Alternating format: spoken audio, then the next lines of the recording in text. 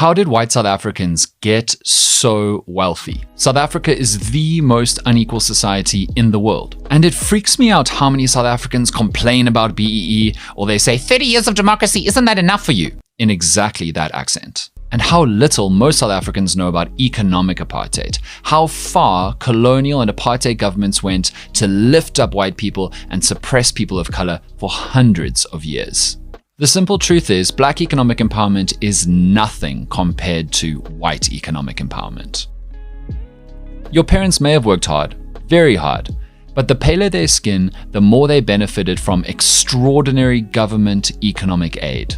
And here's when old people say, oh no, but what about this black person who's wealthy, or this black person who's made a lot of money? But here's the thing, right?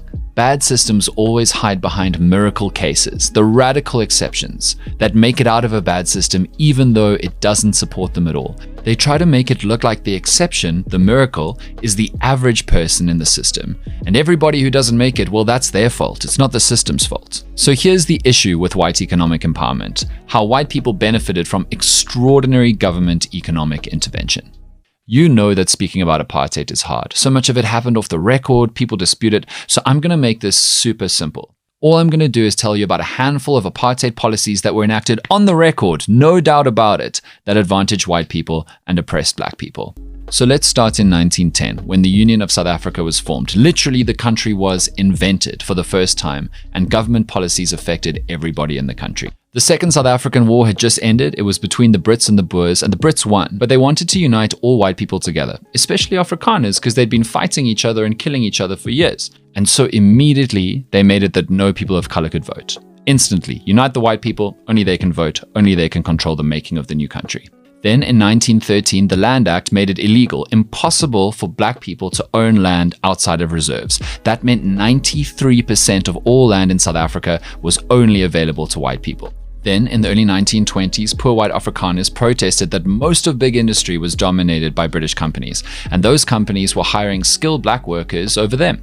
In response, the government funded enormous public works programs, like building the Hartbeespoort Dam, and they only hired poor white workers. They literally made programs to make jobs for poor white, particularly Afrikaner workers.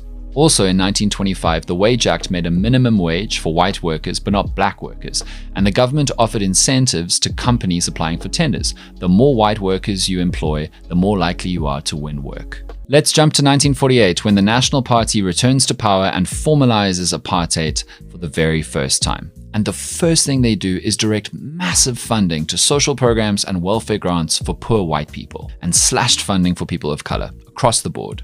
In 1950, the Group Areas Act stopped black people from moving through South Africa freely. They had to get permission to go places, always on white people's terms, and this made it incredibly hard to find work. In the 1950s and 60s, the apartheid government fixed black people's pensions, which meant that as inflation increased, the value of those pensions got less. At the same time, white people's pensions increased dramatically. Black South Africans were forced into the Bantu Education Act in 1953, where they were literally only taught how to do basic unskilled labor. They were reduced to servitude. The Nats worked incredibly hard to promote white, specifically Afrikaner-owned business. You know why the Nats had African language radio stations through the SABC? To make money for white people off of black people. In the 60s, the apartheid government handed out millions of radios and ran the African language stations themselves. Obviously, they used it for propaganda to try and control the flow of information around apartheid, but they also gave ad space reaching this massive new audience to white, especially Afrikaner-owned businesses at knockdown rates. And some of the biggest companies in South Africa today started that way. Afrikaner-owned, benefiting from ad space on African language radio stations that the apartheid government handed them. I could go on, you get the point. And you know what I said earlier about the average experience showing what the system actually does? Well, let's look at what the apartheid system did to South Africa. In 1996, the first ever truly national census was taken, where all South Africans were asked what the reality of their lives were like. Because of apartheid, the 1996 census found that 21% of black South Africans lived in informal housing. That's over 6 million people. And you know how many white South Africans lived in informal housing in 1996? 0.1%. More than 7 million black South Africans in 1996 had no access to piped water. 97% of white South Africans had access to piped water. Let's talk about refuse removal. 59% of black South Africans had no access to regular refuse removal in 1996, more than 18 million people. 92% of white South Africans had access. Electricity. 56% of black South Africans had no access to electricity in 1996 at all, more than 17 million people.